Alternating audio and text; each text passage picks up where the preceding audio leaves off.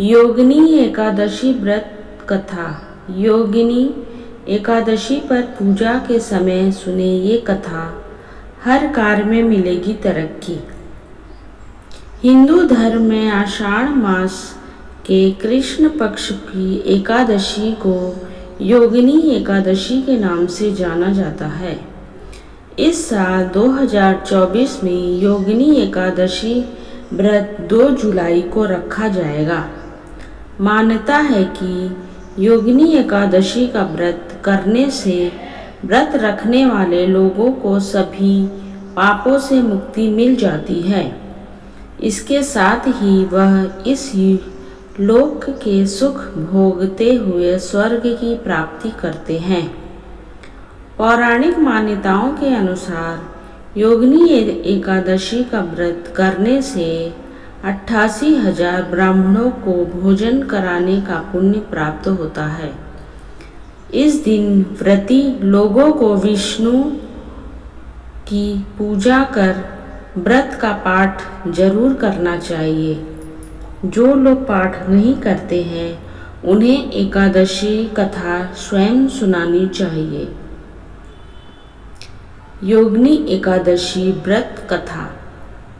महाभारत काल की बात है कि एक बार धर्मराज युधिष्ठिर ने भगवान श्री कृष्ण कहा, हे त्रिलोकीनाथ, मैंने ज्येष्ठ माह के शुक्ल पक्ष की निर्जला एकादशी की कथा सुनी। अब आप कृपा करके आषाढ़ माह के कृष्ण पक्ष की एकादशी की कथा सुनाएं। इस एकादशी का नाम महात्मा क्या है और सो आप मुझे विस्तार पूर्वक बताएं। श्री कृष्ण ने कहा, हे पांडु पुत्र, आषाढ़ मास के कृष्ण पक्ष की एकादशी का नाम योगिनी एकादशी है। इसके व्रत के सभी पाप नष्ट हो जाते हैं। इस लोक कथा में भोग तथा परलोक में मुक्ति देने वाला है। हे धर्मराज, यह एकादशी तीनों लोकों में प्रसिद्ध है। इसके व्रत से सभी पाप नष्ट हो जाते हैं। तुम्हें मैं पुराण में कही हुई कथा सुनाता हूँ, ध्यान पूर्वक श्रवण करना। कुबेर नाम का एक राजा अलकापुरी नाम की नगरी में रहा करता था। वह शिव भक्त था। उनका हेममाली नामक एक यक्ष सेवक था जो पूजा के लिए फूल लाया करता था। हेममाली की विशालाक्षी नाम की अति सुंदर स्त्री थी। एक दिन वह मानसरोवर से पुष्प लेकर आया, किंतु कामना शक्त होने के कारण पुष्पों को रखकर अपनी स्त्री के साथ रमण करने लगा। इस भोग विलास में दोपहर हो गई। हेममाली की राह देखते देखते जब राजा कुबेर को दोपहर हो गई तो उसने क्रोधपूर्वक अपने सेवकों को आज्ञा दी कि तुम लोग जाकर पता लगाओ कि हेममाली अभी तक पुष्प लेकर क्यों नहीं आया।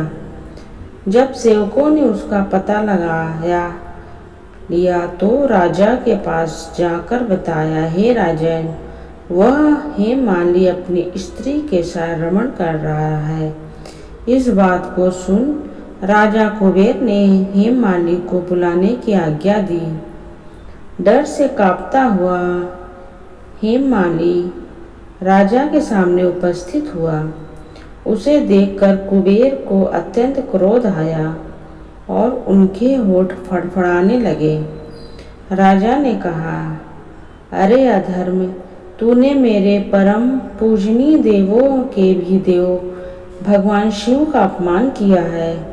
मैं तुझे श्राप देता हूँ कि तू स्त्री के वियोग में तड़पे और मृत्यु लोक में जाकर कोढ़ी का जीवन व्यतीत करे। कुबेर के श्राप से वह तत्क्षण स्वर्ग से पृथ्वी पर आ गिरा और कोढ़ी हो गया। उसकी स्त्री भी उससे बिछड़ कर गई।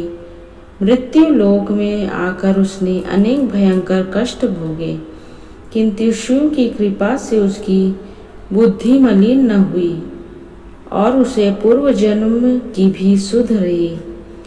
अनेक कष्टों का भोगता हुआ तथा अपने पूर्व जन्म की कुकर्मों को याद करता हुआ वह हिमालय पर्वत की तरफ चल पड़ा। चलते चलते मार्केंड ऋषि के आश्रम में जा पहुंचा। वह ऋषि अत्यंत विद्ध तपस्वी थे। वह दूसरे ब्रह्मा के समान प्रतीत हो रहे थे और उनका वह आश्रम ब्रह्मा की सभा के समान शोभा दे रहा था।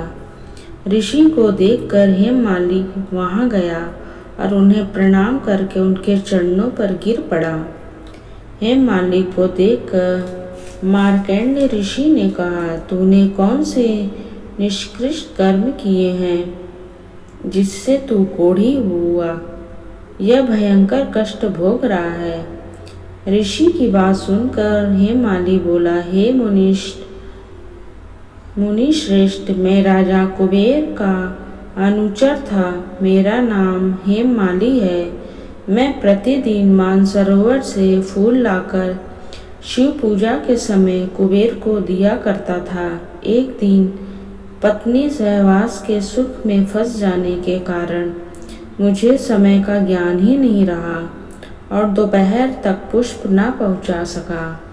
तब उन्होंने मुझे श्राप दे दिया कि तू अपनी स्त्री का वियोग और मृत्यु लोक में जाकर कोढ़ी बनकर दुख भोग। इस कारण मैं कोढ़ी हो गया हूँ तथा पृथ्वी पर आकर भयंकर कष्ट भोग रहा हूँ। अतः कृपा करके आप कोई ऐसा उपाय बताएं जिससे मेरी मुक्ति हो। मार्कंडेय ऋषि ने कहा, हे हेममाली, तूने मेरे सम्मुख सत्य वचन गए हैं, इसलिए मैं तेरे उद्धार के लिए एक व्रत बताता हूँ। यदि तू आषाढ़ मास के कृष्ण पक्ष की योगिनी नामक एकादशी का विधान पूर्वक व्रत करेगा तो तेरे सभी पाप नष्ट हो जाएंगे।